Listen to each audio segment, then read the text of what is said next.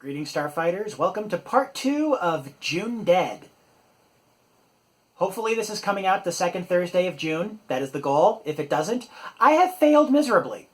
Anyway, our next movie, and, I'm going to be honest, apart from Nosferatu, this is the one on the set that I have been most looking forward to. I am a huge Vincent Price fan. Not only, was he a good actor, an iconic horror actor, certainly, he was just an all-around cool person.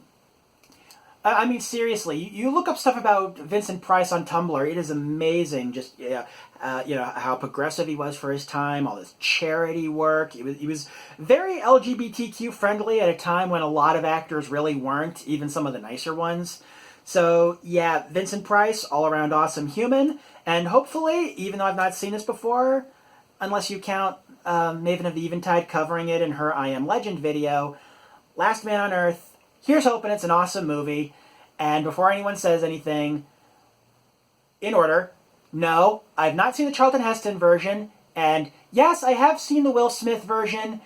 It's actually pretty good if you only watch the DVD with the alternate ending, because the theatrical ending was complete bullshit, and you can blame test audiences for that. And now I have watched The Last Man on Earth. Plot summary, courtesy of Wikipedia. In the year 1968, every day is the same for Dr. Robert Morgan. He wakes up, gathers his weapons, and then goes hunting for vampires. Morgan lives in a world where everyone else has been infected by a plague that has turned them into undead, vampiric creatures that cannot stand sunlight, fear mirrors, and are repelled by garlic.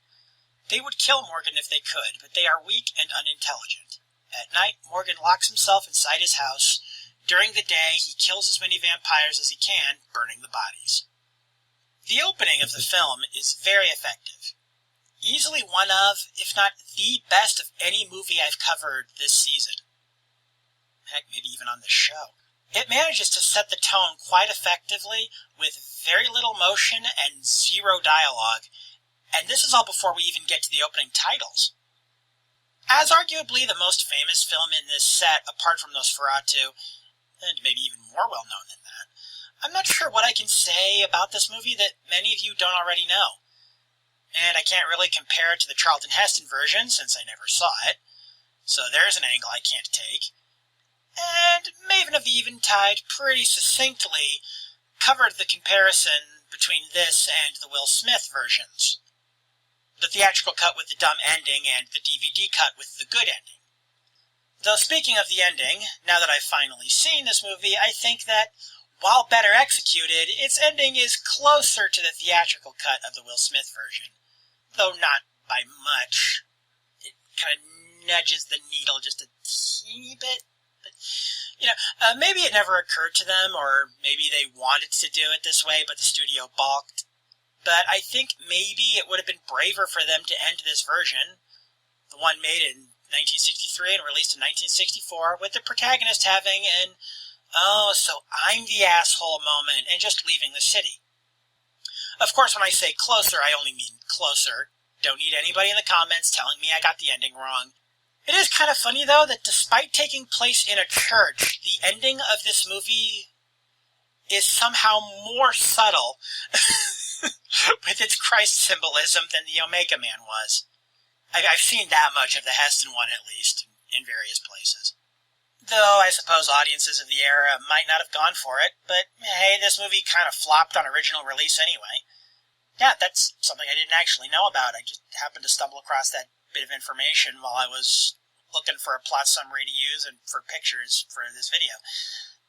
I also learned, while doing a bit more reading than I usually do for this show, to be perfectly honest, which is, I imagine, frustrating to people who've seen the movies that I talk about. But, poor Vincent Price did not have the best time on the set of this movie. According to an interview he gave to the authors of a book called Attack of the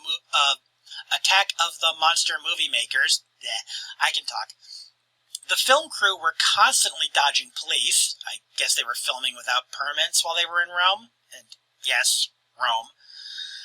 And he was constantly cold, paying a cab driver extra money to keep the car running so that he could change outfits in the back seat where it was warmer.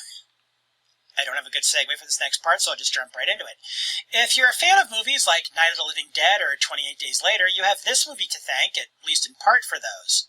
In fact, Romero has explicitly said that he was inspired by this. The influences this film had on those is very obvious, even if you didn't know that part. Especially watching it after seeing those other films. And Vincent Price's performance, while criticized at the time of the film's release, really does sell a man who has basically given up on anything other than bare-bones survival and killing vampires.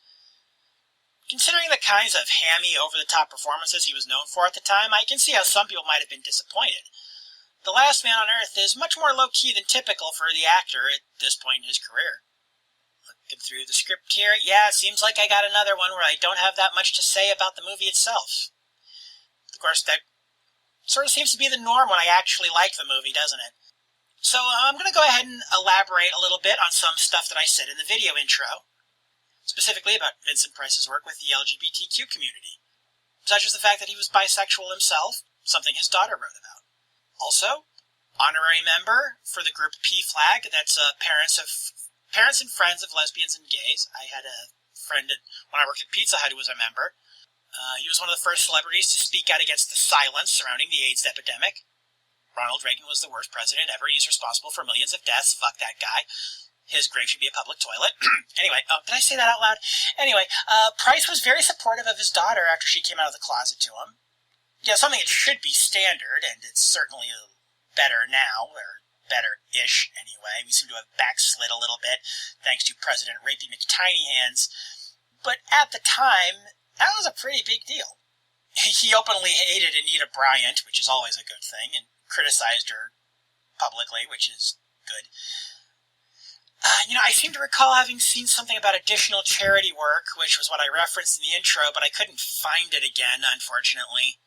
But still, Vincent Price, all-around awesome person. Actually, a lot of these horror movie icons were apparently just some of the nicest people in real life. Like, Peter Cushing from the Hammer horror movies. I mean, okay, he was playing Van Helsing. He wasn't playing the bad guy, but still, he did do a lot of horror movies, even though he usually played the hero, right? Actually, probably always played the hero. A funny story I heard one time when he was playing the bad guy, when he was Grand Moff Tarkin in Star Wars, apparently he was just such a nice person on set that Carrie Fisher felt bad after filming all her scenes where she had to insult him.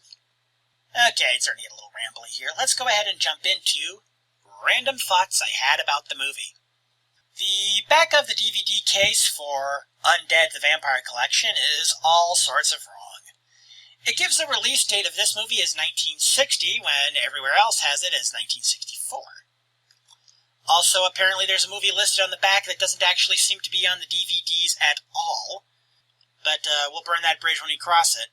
So, yeah, if you're watching this later and you noticed that there isn't an episode titled Ironbound Vampire, that's because the case lied.